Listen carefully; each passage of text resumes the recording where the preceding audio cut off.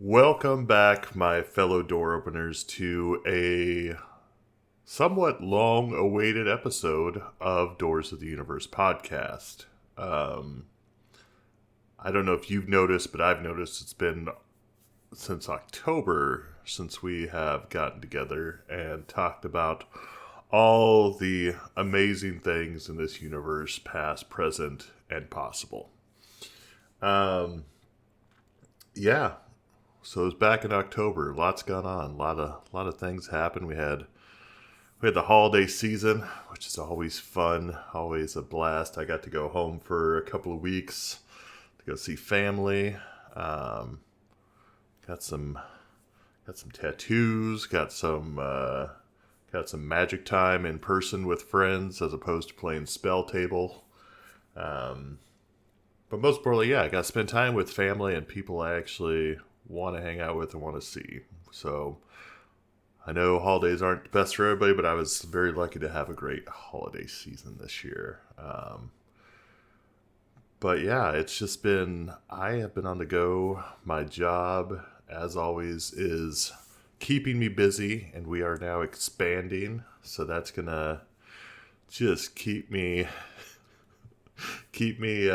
engaged with work, which is good because I need things to pull me in to keep me focused, and this expansion seems like it's going to be something that's going to be very good for that. Good for the city of Portland, and good for the houseless community. Good for um, just everybody all around. This expansion's great. But yeah, what else? It's a couple wild weeks since it's already in 2024. Or there's a couple wild weeks, couple wild days. We had the Epstein list have been released, the flight list. So that's exciting. A lot of people popping up on there. A lot of good meme quality and stuff. Let's see. Let's hope some. How do I want to word this? Let's hope some people get what they deserve. Let's put it that way. Does that sound good? That sounds good to me. And which also related on my trip home. All the YouTube video users can see this, but it's going to be different for the audio listeners. But I got my Sink the Rich shirt from Ace Wild recently. He runs Harm Done Press. A good friend of mine, and I love his artwork. He did the artwork for this podcast, our cover artwork with the Sasquatch walking into the eyes. But yeah, got my Sink the Rich shirt, so good timing with all the Epstein list and all these new famous people we're learning that were associated with Epstein and his very creepy sex island. Let's just say none of us here at Doors of the Universe podcast, which is just myself, believe that Epstein hung himself. I think there are bigger hands that play. Seeing all these lists, I'm interested to see how these next couple months or year plays out with all this information being released. We got aliens at the Miami Mall. 6 to 10 foot creatures, I think they said, gray looking, walking around the mall. They were saying it was a bunch of kids with sticks and firecrackers. A couple kids, group of 8 kids or something, got into it, and which was enough reason for 60 plus police to show up and the airspace over the mall to be closed off. Seems a little questionable to me. I don't know. That's just me. I don't know. I was a kid once that used to set off fireworks. Anytime the cops came for that, we had one cop show up. So, yeah, look a little more into that. I keep sharing as they pop up. I share stories on Instagram regarding the alien invasion at the mall. But man, yeah, it has been a wild couple months. It's been a good couple months, though. I feel re-energized. I feel better. I honestly feel hopeful for the future, which I I don't consider myself a pessimist, but there's certain things that make me pessimistic. Let's put it that way.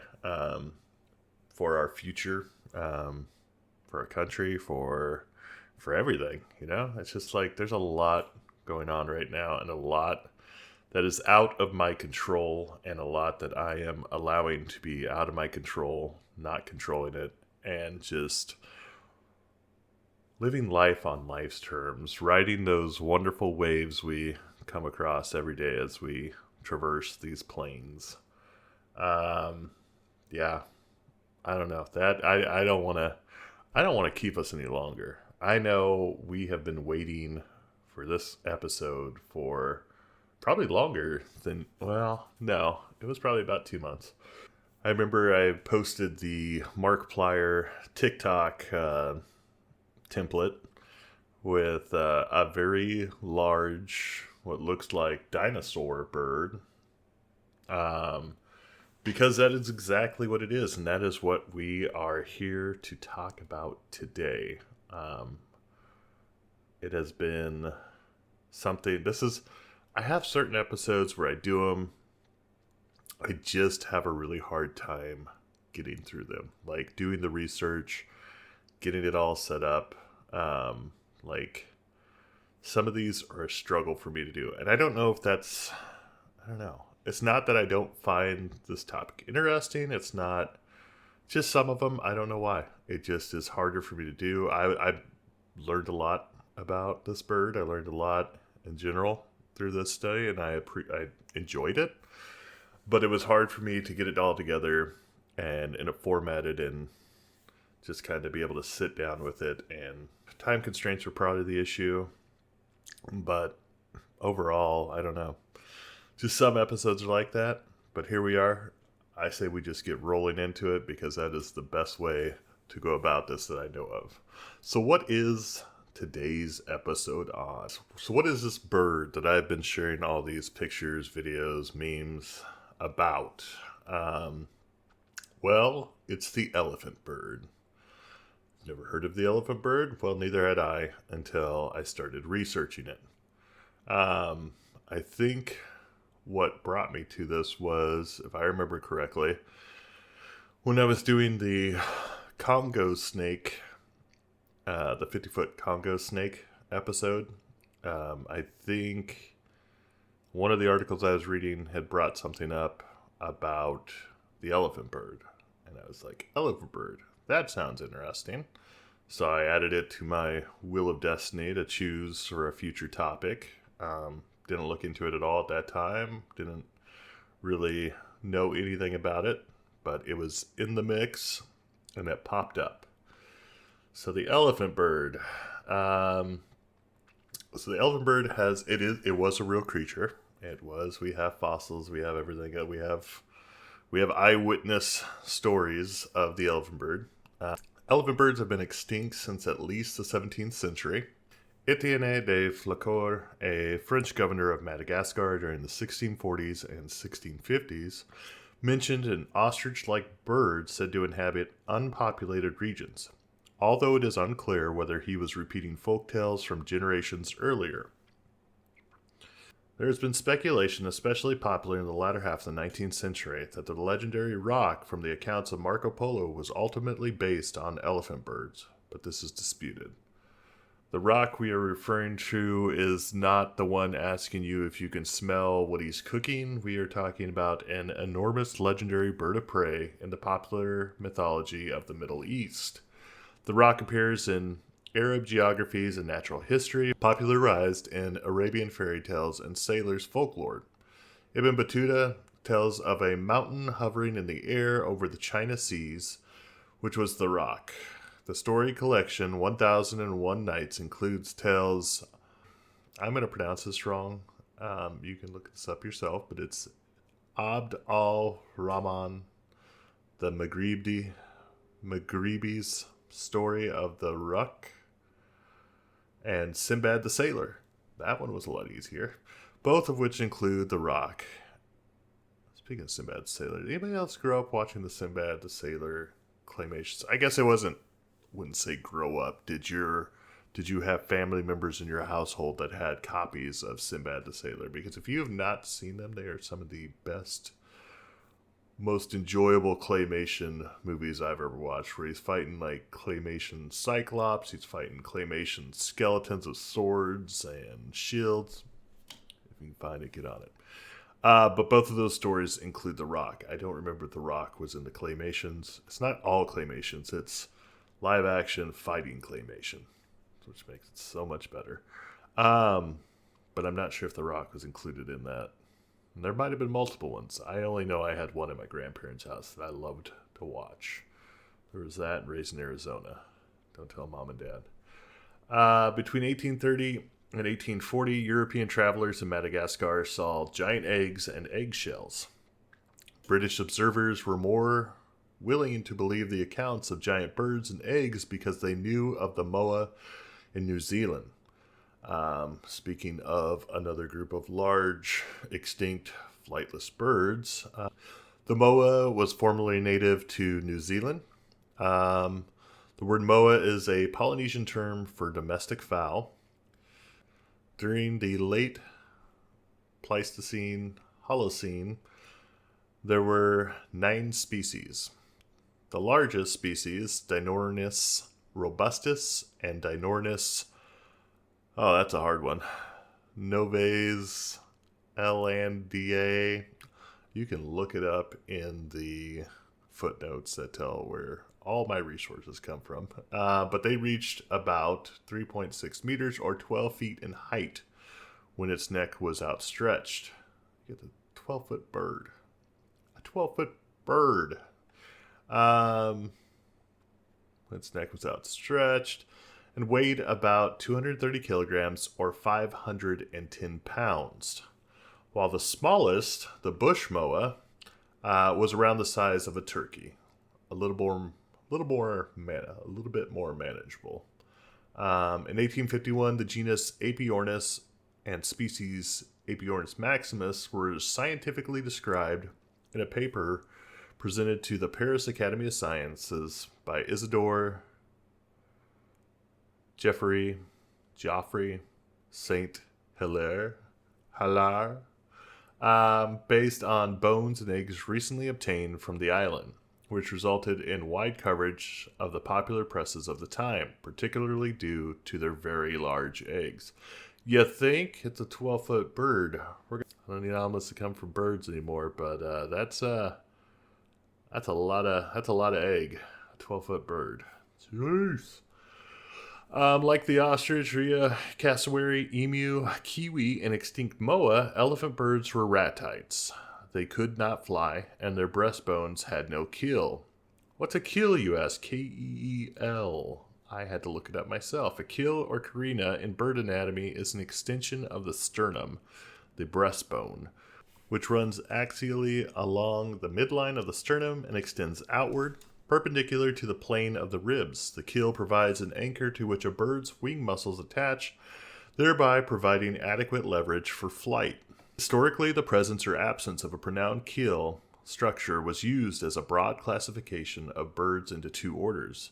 Carinatae, from carina or keel, having a pronounced keel, and ratites, from ratus or raft, referring to the flatness of the sternum. Moving on. Having a subtle keel structure or lacking one entirely. Because Madagascar and Africa separated before the ratite lineage arose, elephant birds have been thought to have dispersed and become flightless and gigantic in the original location. More recently, it has been deduced from DNA sequence comparisons that the closest living relative of the elephant birds, drumroll please, are the New Zealand kiwi, which is roughly 2 feet tall. Though the split between the 2 groups is deep, with the 2 lineages being estimated to have diverged from each other about 54 million years ago. The ancestors of elephant birds are thought to have arrived in Madagascar well after Gondwana broke apart. What is Gondwana, you may ask? Gondwana was a large landmass, sometimes referred to as a supercontinent. In geology, a supercontinent is the assembly of most or all of Earth's continental blocks or cratons to form cratons to form a single large landmass. However, some geologists use a different definition, a grouping of formerly dispersed continents, which leaves room for interpretation and is easier to apply to Precambrian times. Supercontinents have assembled and dispersed multiple times in the geological past. According to the modern definitions, a supercontinent does not exist today. The closest in existence to a supercontinent is the current Afro-Eurasian landmass, which covers approximately 57% of the Earth's total land area. The last period in which the continental landmasses were near to one another was 336 to 175 million years ago. Just a minor gap in time there. As the supercontinent of the more popular, more well-known Pangaea. So there are 3 extinct groups that are undisputed members of Paleognathi. The Lithorniforms, the Denornithiforms, MOAs, Apiornithiforms, elephant birds, the latter 2 of which became extinct in the last 1,250 years. The word Paleognath is derived from the ancient Greek for old jaws in reference to the skeletal anatomy of the palate, which is described as more primitive and reptilian than that in other birds. Gondwana broke apart in the Cretaceous, and their phylogenetic tree does not match the process of continental drift. Madagascar has a notoriously poor Cenozoic terrestrial fossil record, with essentially no fossils between the end of the Cretaceous and the late Pleistocene. Complete mitochondrial genomes obtained from elephant birds' eggshells suggest that Apiornis and Molliornis are significantly genetically divergent from each other, with a molecular clock analysis estimating the split around 27 million years ago. 2 whole eggs have been found in the dune deposits in southern Western Australia, one in the 1930s, the Scott River egg, and one in 1992, the Cervantes egg. Both have been identified as Apiornis maximus. It is hypothesized that the eggs floated from Madagascar to Australia on the Antarctic circumpolar current. Evidence supporting this is the finding of 2 fresh penguin eggs that were washed ashore in the Western Australia but originated in the Kerguelen Islands, and an ostrich egg found floating in the Timor Sea in the early 1990s. Up to 10 or 11 species of the genus Apiornis have been described, but the validity of many have been disputed, with numerous authors treating them all in just one species, Apiornis maximus. Up to 3 species have been described in Molliornis. But recent work has restricted the number of elephant bird species to 3, with 2 in Apiornis and 1 in Molliornis. All elephant birds are usually placed in the single family Apiornithidae. All that to say, what do these birds look like? What's a breakdown of what we're looking at here? So elephant birds were, picture Big Bird, but taller. I did look it up. Big Bird, the character on Sesame Street, was 8'2" from his feet to his top feathers. So imagine that, but a little bit taller. Elephant birds were large-sized birds, the largest reaching 3 meters, 9.8 feet tall, in normal standing posture, that had vestigial wings, long legs, and necks, with small heads relative to body size, which bore straight, thick conical beaks that were not hooked. The top of the elephant bird's skull displayed punctuated marks, which may have been attachment sites for fleshy structures or head feathers. Molliornis is the smallest of the elephant birds, with a body mass of around 80 kilograms or 180 pounds, with its skeleton much less robustly built than Apiornis. Apiornis hildebrandt is thought to have had a body mass of around 230 to 285 kilograms, 507 to 628 pounds. Estimates of the body mass of Apiornis maximus span from around 275 kilograms, 606 pounds, to 700 to 1,000 kilograms, 1,500 to 2,200 pounds, making it one of the largest birds ever. Females of Apiornis maximus are suggested to have been larger than the males, and is observed in other ratites. So these birds are, you've seen Big Bird, who I said was 8'2". So imagine them another foot taller, walking on two legs, non-flying. Now, mind you, while this was considered to probably did live off of fruit, low-lying fruit, I still wouldn't want to come up on a 9'8" bird. That is, because I don't know how many of you have ever seen an ostrich, but ostriches are scary enough themselves. They are. I'm more thinking not so much as attacking me, but as defending themselves. Let's put it that way. Whether or not they're dangerous is up for. They're dangerous in the fact that there could be up to 2,200 pounds. A bird that's 2,200 pounds and trying to defend its territory is not a situation I'd be involved in, but apparently the earlier humans did, because we'll get to that later. So it looks like, biology-wise, the examination of... So another interesting fact. And mind you, this is a bird that can be up to 2,200 pounds, and its closest living relative is the kiwi, which is usually about 2 feet tall at most. One interesting thing I read was there was the possibility of bringing Apiornis maximus de-extincting it, which would involve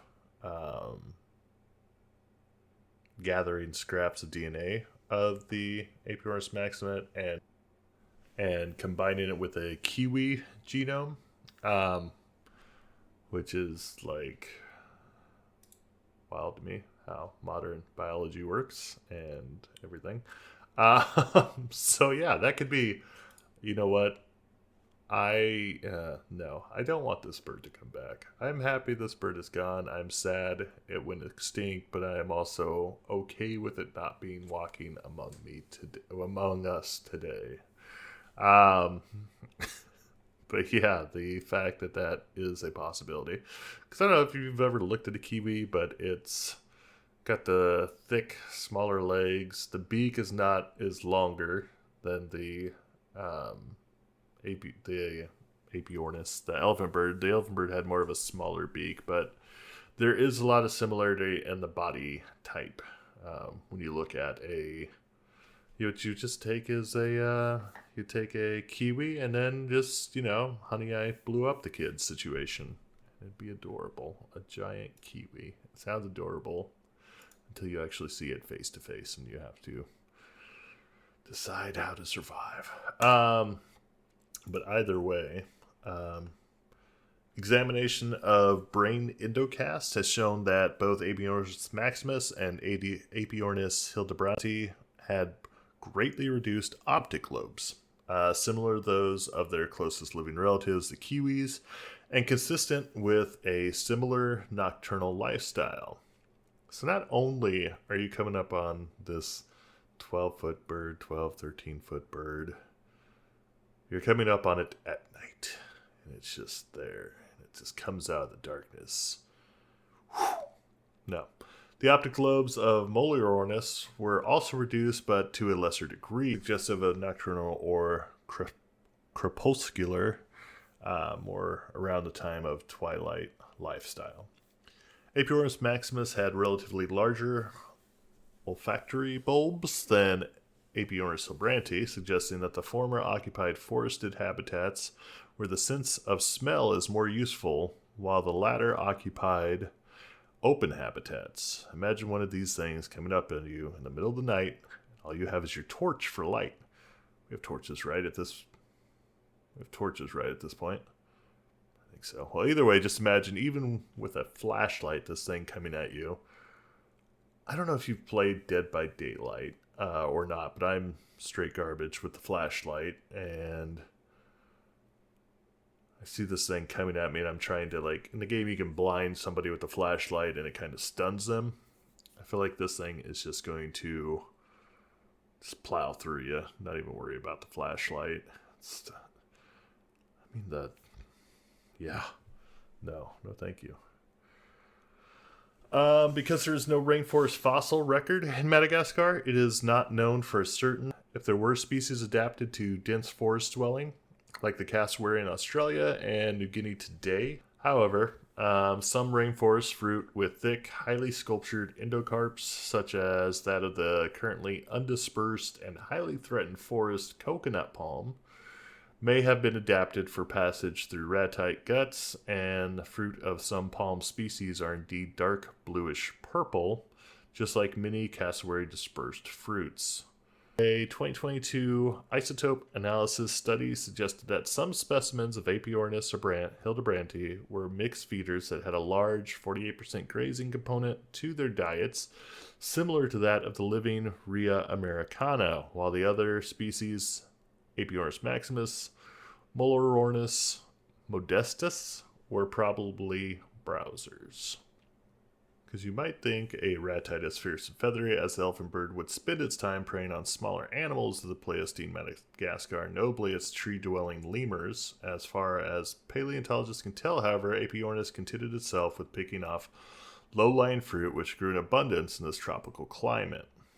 The conclusion is supported by studies of the cassowary of Australia and New Guinea, which is well adapted to a fruit diet. Elephant birds are suggested to have grown in periodic spurts rather than having continuous growth. An embryonic skeleton of Apiornis is known from an intact egg, around 80 to 90% of the way through incubation before it died. The skeleton shows that even at this early stage that the skeleton was robust, much more than the comparable hatchling ostriches or rheas, which may suggest that hatchlings were able to walk from birth. The eggs of Apiornis are the largest known for any bird or reptile and have a volume of around 5.6 to 13 liters, 12 to 27 U.S. pints. 27 pints. It's ginormous. like a pint, 27 pints, or between 2 to 3 gallons. That's just so much volume.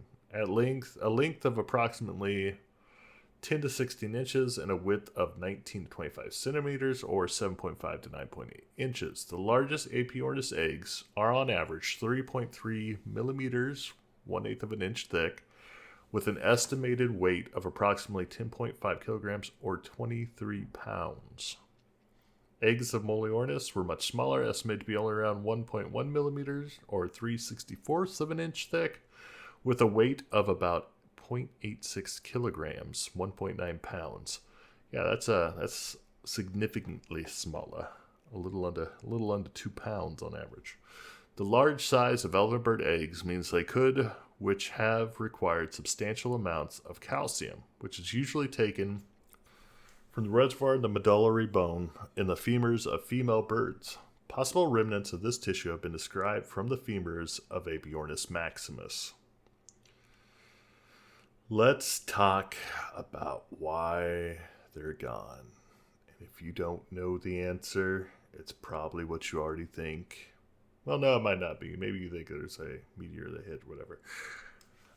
It's widely believed that the extinction of elephant birds was a result of human activity. Surprise, surprise, we destroy something beautiful in nature again.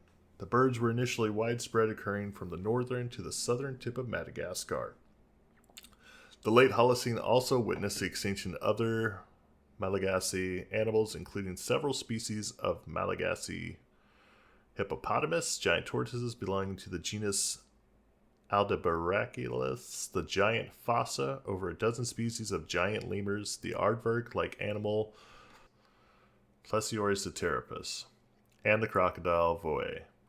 I love that we have this period when we just had giant everything.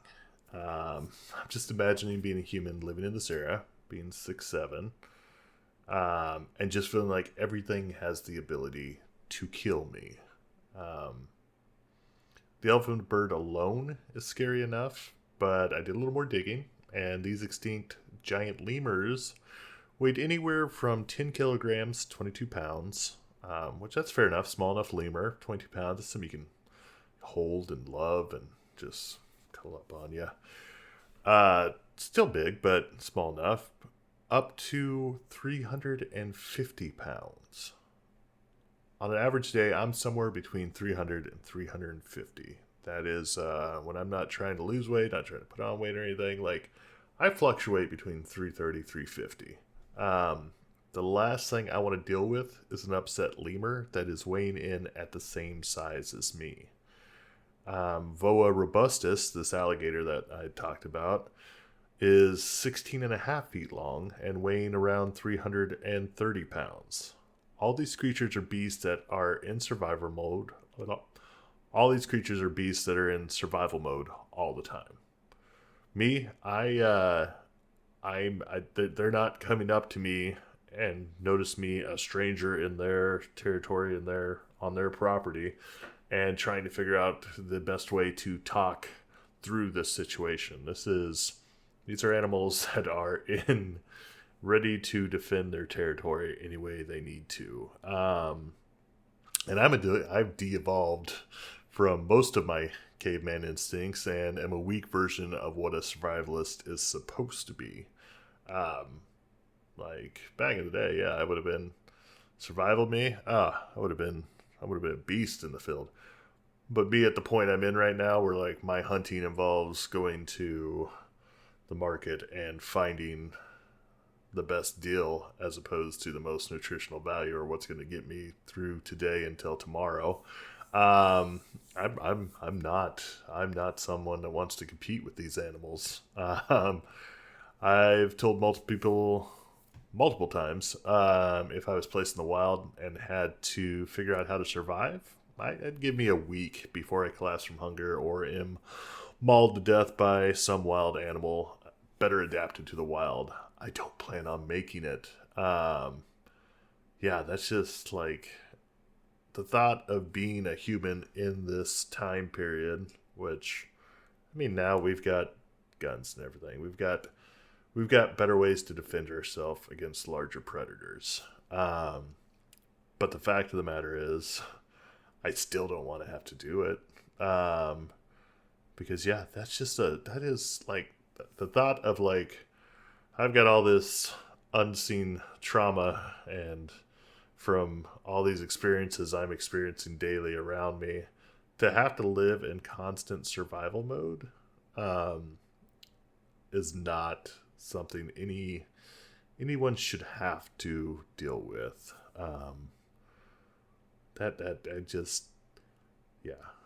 We would go too deep, but like with my work, I interact with a lot of people who, for the past however long they've been living on the streets, they're in survival mode. It puts you into an entirely different mindset when you're trying to have to defend your property from people that are also on the street with you, people that just don't like the homeless population, people, and cops. These are all things that they are on constant survival mode against, which is sad because like no one should have to live like this. This is not the proper state a mind should be in at this point in civilization. We have come too far to have people living in situations like that. But either way, I digress. Back to the elephant bird. Several elephant bird bones with incisions have been dated to approximately 10,000 BC, which some authors suggest are cut marks, which have been proposed as evidence of a long history of coexistence between elephant birds and humans. However, these conclusions conflict with more commonly accepted evidence of a much shorter history of human presence on the island and remain controversial. The oldest securely dated evidence for humans on Madagascar dates to the mid-first millennium AD. A 2021 study suggests that elephant birds, along with the Malagasy hippopotamus species, became extinct in the interval 750 to 1050 AD, 1200 to 900 years before present. based on the timing of the latest radiocarbon dates. So BP is something before present is something I had never heard of until doing this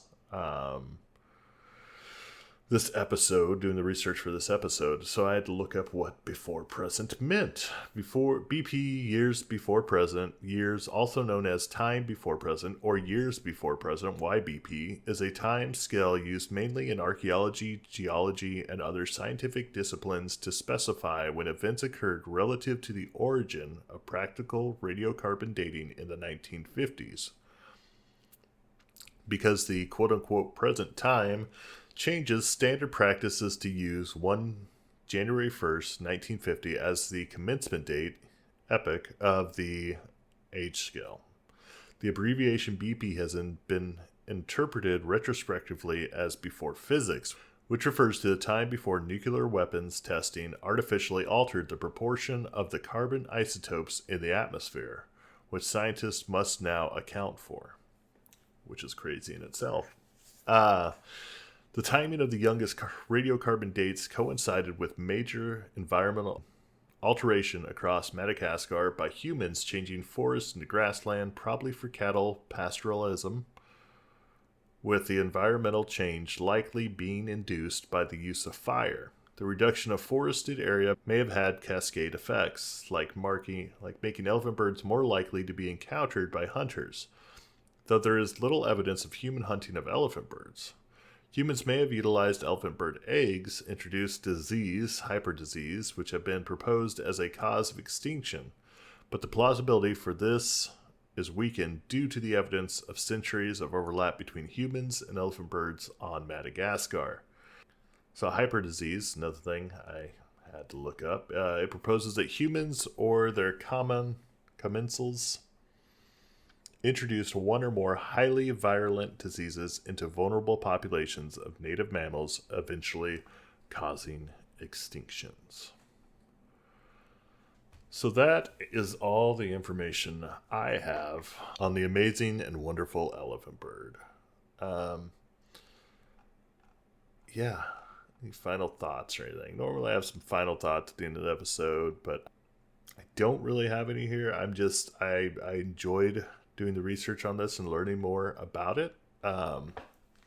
Just knowing that an animal like this was on the earth the same time as humans. Even Marco Polo, as recently as Marco Polo, may have seen this bird. But yeah,